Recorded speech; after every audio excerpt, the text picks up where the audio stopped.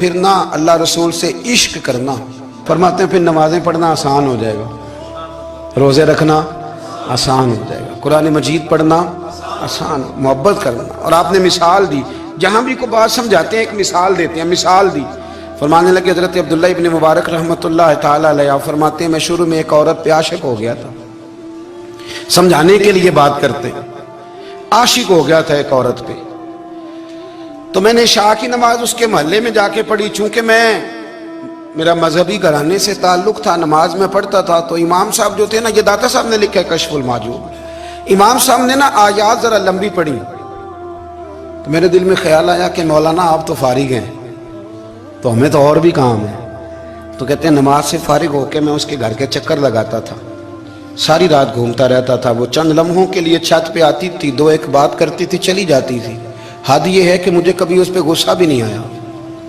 اور اس کا انتظار کر کے کبھی میں تھکا بھی۔ یہ داتا صاحب لکھ رہے ہیں۔ حضرت عبداللہ ابن مبارک فرماتے ہیں کہ رات میں گیا، اسی طرح میں نے نماز پڑھی، پھر میں اس کے گھر گیا، میں ساری رات، سردیوں کی ٹھنڈی رات 11-12 گھنٹے اس کے گھر کا طواف کرتا رہا، معاذ اللہ چکر لگاتا رہا۔ آدھی رات کو سحری کے وقت وہ چھت پہ آئی 1 منٹ کے لیے اور کہنے لگی گھر میں مہمان بہت زیادہ ہیں، آج بات نہیں ہو سکے گی۔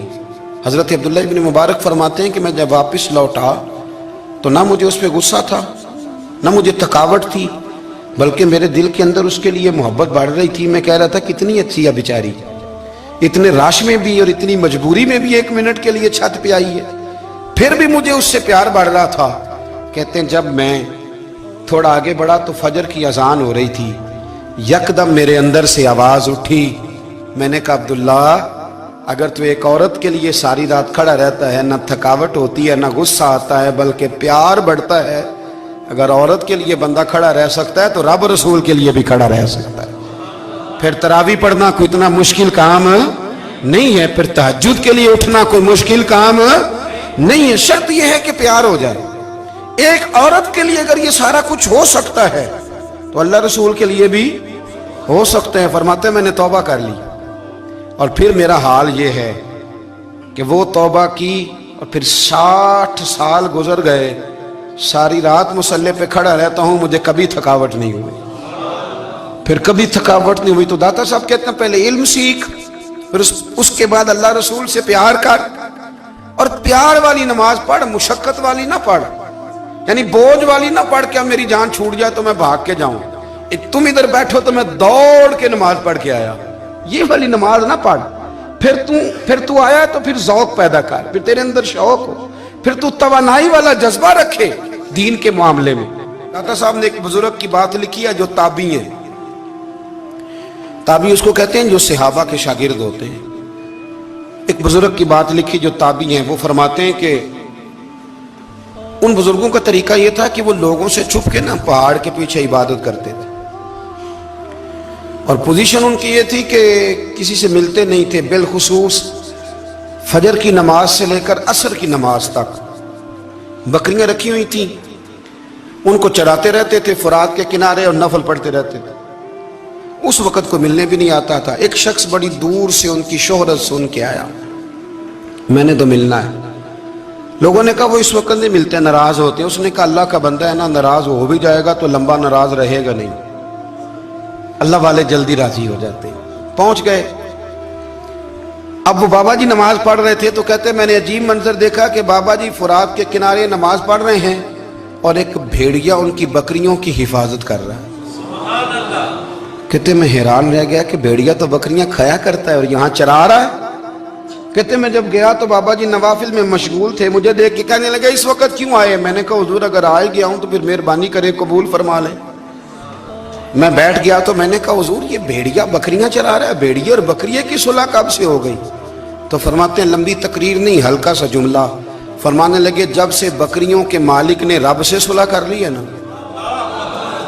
تب سے بھیڑیوں نے بھی بکریوں سے صلح کر لی ہے۔ بکریوں کے مالک نے رب سے صلح کر لی، گناہ چھوڑ دیے، اس کی فرما برداری میں آ گئے، اب پھر اسے بکریاں چلانے کی ضرورت نہیں رہی، بکریاں نہ اب بھیڑیا چراتا ہے۔ کہتے ہیں میرے اوپر کپ کپی طاری ہو گئی بزرگوں کی بات سن کے، اور مجھے پیاس لگی اور خواہش آئی کہ پتہ نہیں اب بابا جی کچھ کھلائیں پلائیں گے بھی کہ نہیں۔ बाबा जी कुछ खिलाएंगे भी कि नहीं? कहते मेरे दिल में ख्याल था तो बुजुर्गों ने ना एक लकड़ी का प्याला, उनके पास वो गार में बैठे थे तो एक छोटा सा पत्थर था, उसकी ढलान बनी हुई, बाबा जी ने उसके नीचे लकड़ी का प्याला रखा, वो रखा ही था तो वो दूध से भर गया। कहते उन्होंने मुझे दिया तो ठंडा और मीठा दूध, मेरी तबीयत खुश हो गई। बाबा जी ने ना दोबारा वही प्याला उसी जगह रखा तो शहद से भर गया।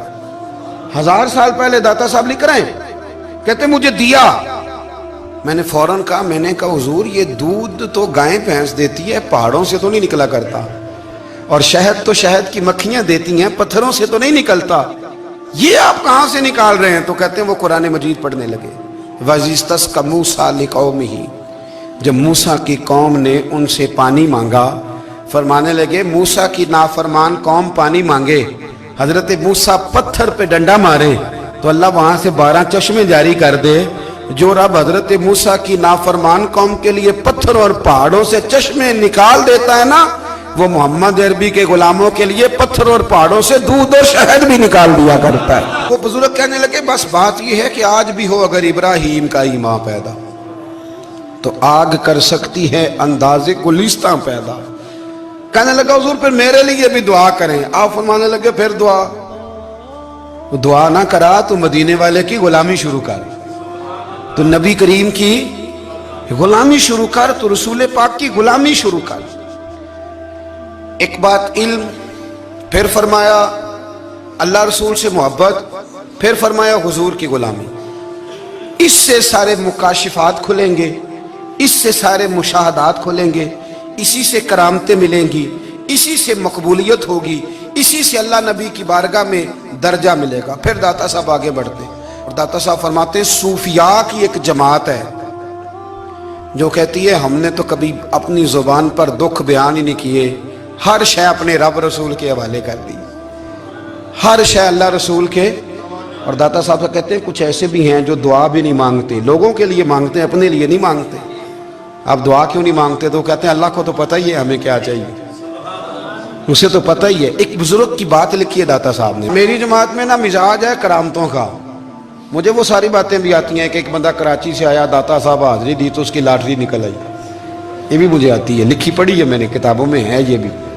एक बंदा, ये सारी बातें ना आती हैं करामतों में, बड़ी सारी चीज़ें लोग बयान करते हैं कि मैं वहाँ आया और मैंने हाजिरी दी तो मौज लग गई, ये सारी बातें आती हैं। हमारे पुराने बुजुर्ग और भी किस्से सुनाया करते थे, सारी हमें चीज़ों का पता, पर जो उन्वान है ना वो हजरत शेख अबू नूर कहते हैं कि एक बंदा दाता साहब के मज़ार पे घूम रहा था, दाता 10 रुपए दे, 10 रुपए दे, 10 रुपए दे। तो एक बंदा बड़ी देर से उसे देख रहा था, वो कहने लगा दाता ने तुझे क्या देना है, इधर आ मैं दूँ। उसने 10 दिए, बंदा बड़ा हसीन था, हंस पड़ा, कहने लगा दाता तेरे भी सदके जाऊँ।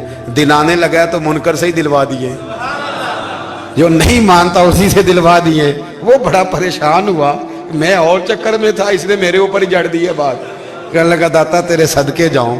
तो ये सारी बातें किताबों में मौजूद हैं, लोगों ने अपने अपने मुशाहिदात जो जिसके साथ पेश आया उसने बयान किए हैं। बहुत सारी बातें काबिले बयान हैं, पर जो उन्वान है मैं उस पर रहना चाहता हूँ। दाता साहब रहमतुल्लाह अलैह फरमाते हैं हमारी तालीमात हैं कि अपने दुख दर्द दुनियादारों से बयान नहीं करने, सवाल का दरवाजा लोगों के सामने खोलना। अल्लाह वालों से कहेंगे कभी कहना होगा तो दुनियादारों से कहना। कहते हैं शेख अहमद नाम के बुजुर्ग थे, सारी जिंदगी किसी को काम नहीं बताया, सारी जिंदगी बड़ी मुश्किलात आई, पर कभी अपनी जात पर सवाल का दरवाजा नहीं खोला। एक ऐसी मुश्किल आई कि जो हल ही नहीं होती थी, किसी ने उन पर कोई इल्जाम लगा दिया।